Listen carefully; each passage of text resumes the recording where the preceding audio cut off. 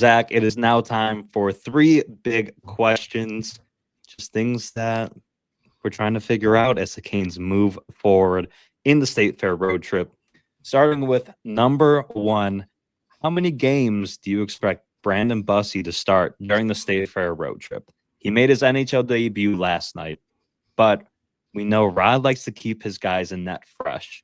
So I'm sure we'll expect Freddie versus Anaheim, but do we see him out there for at least 1, maybe 2 more games? What are your thoughts about Brandon Bussi making a few more starts on this road trip?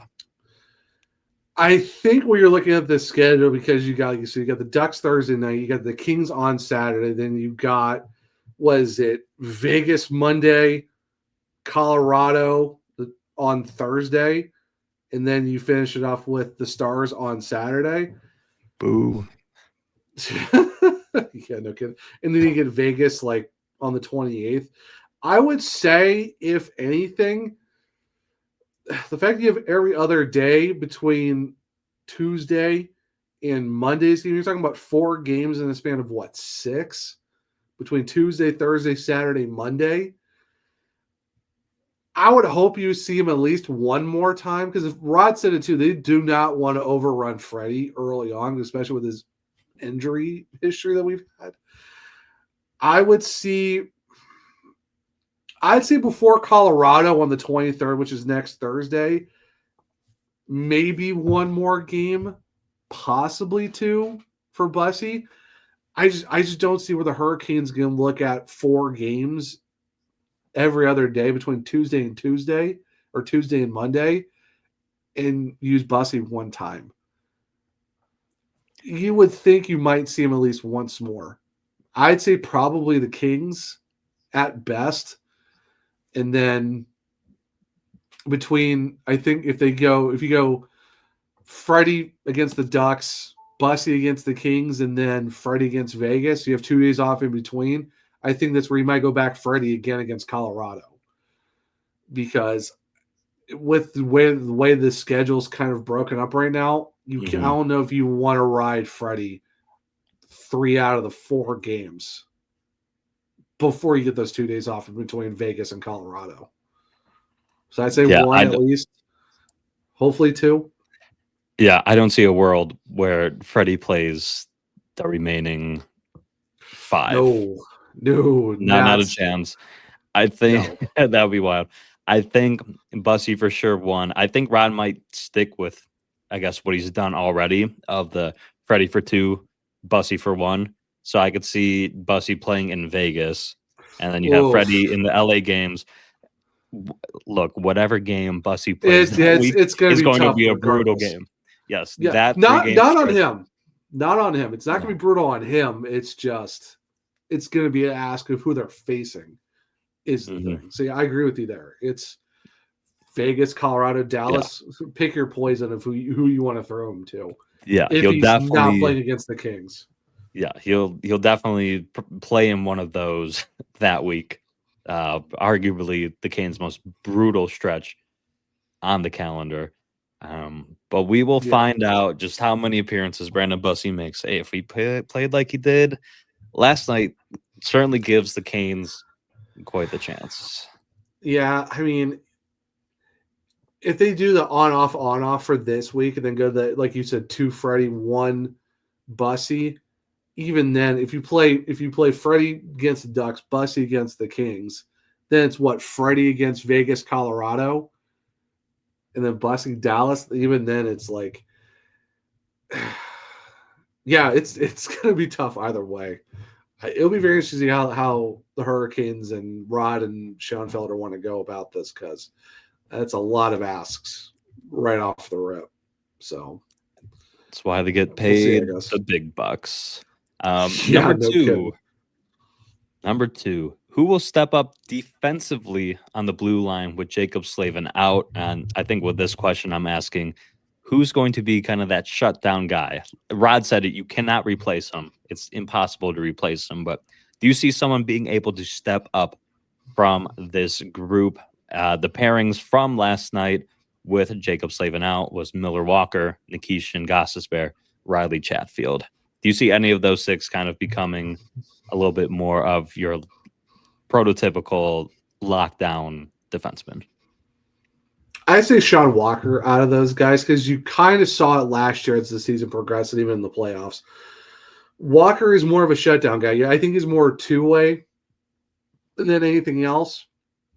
While his offensive numbers aren't going to jump off the page at you, he does have a more offensive side as a two-way guy, more than just a straight-up defensive defenseman.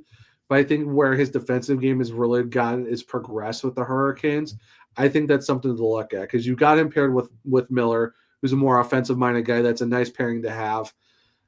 You could say Jalen Sheffield's another shutdown guy too that you can look at as well. He's done it before.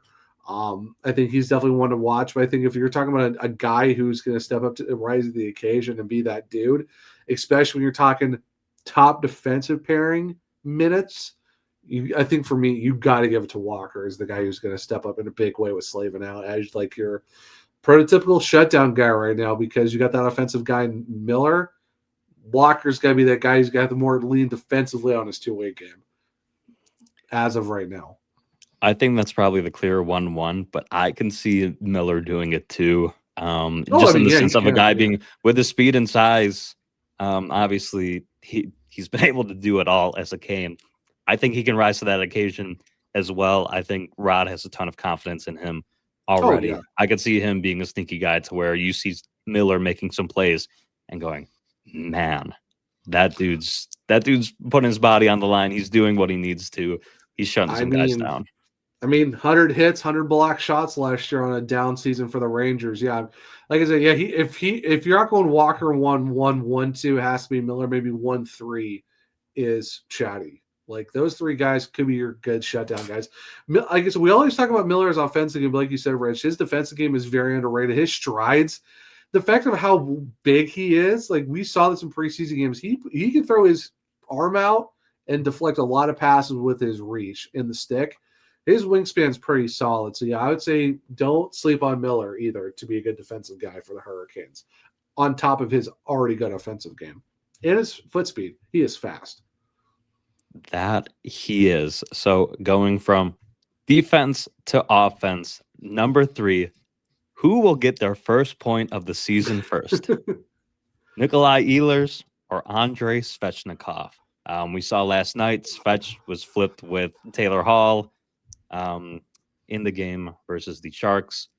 But I don't know if that matters as much or even regular season Svech, which I'm sure we'll get into here. To quote our friend of the program, Mike Maniscalco, when he was on this program before the season started, quote, "The Canes aren't going to be judged on what they're going to do in 82 games. They're judged on what they do in game 1 of the playoffs until that run is over."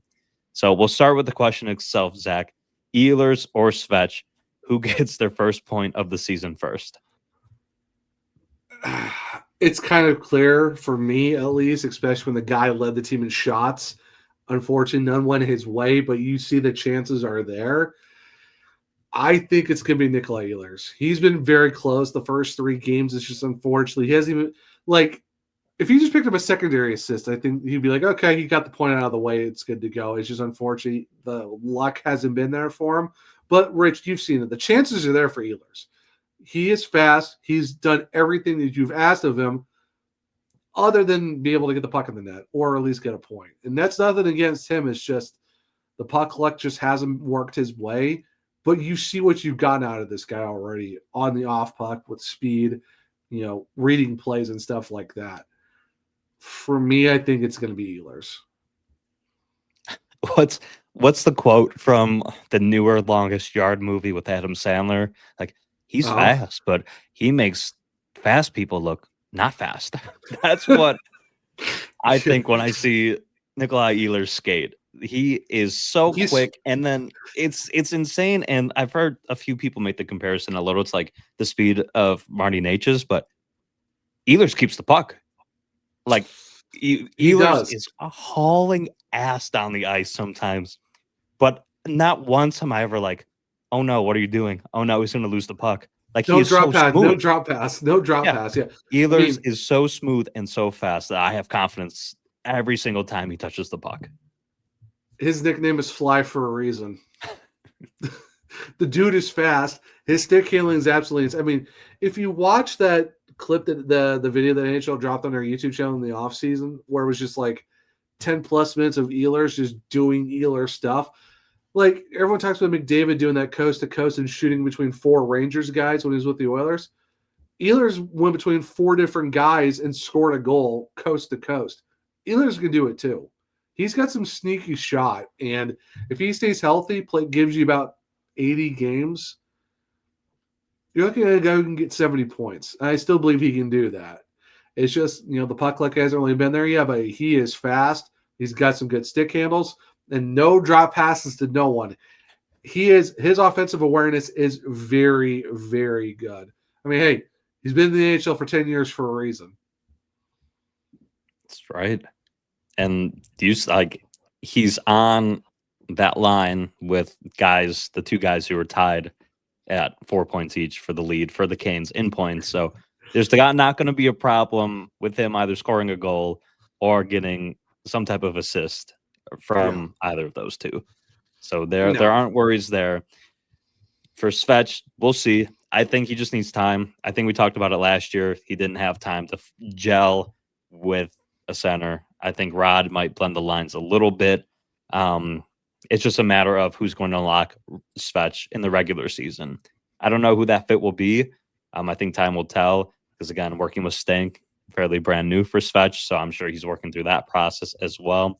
So a lot of brand new things that are getting thrown Svech's way, which if I put it in like my own work terms, it's never fun having to learn something new at work. So having to learn how to work with another guy, probably a little bit tough. Who will be the one to unlock it for Svech? I don't know. But I think he just needs to find that confidence. It has to come from himself because I don't think it'll come from someone setting him up. He has to find it himself. But do you have any thoughts on Svech and what might be able to unlock him? Hopefully something, because pre-ACL injury, I think Svech was doing really good. Post-ACL, you can kind of been seeing a little bit more of an inconsistency out of him. Like I said, when Svech is on, he is very on. He's probably a top 20 power forward in the NHL. But right now, it's like when your other line mates have 3 points each, and one of those guys is the center for the first time officially since he's kind of started in the NHL, it's 3 games. I'm not super worried, but if we start stretching this into 5-6 games without a point, then I'm kind of like, okay, what's going on here? It's still early, but something has to work out because playoffs fetch, last year was really good.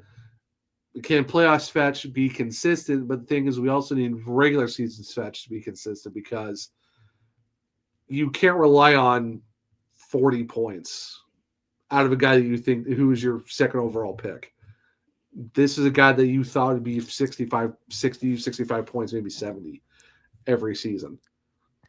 I have a feeling that once we bring in our concerned or not concerned segment in a future episode, that's just likely going to be a part of that.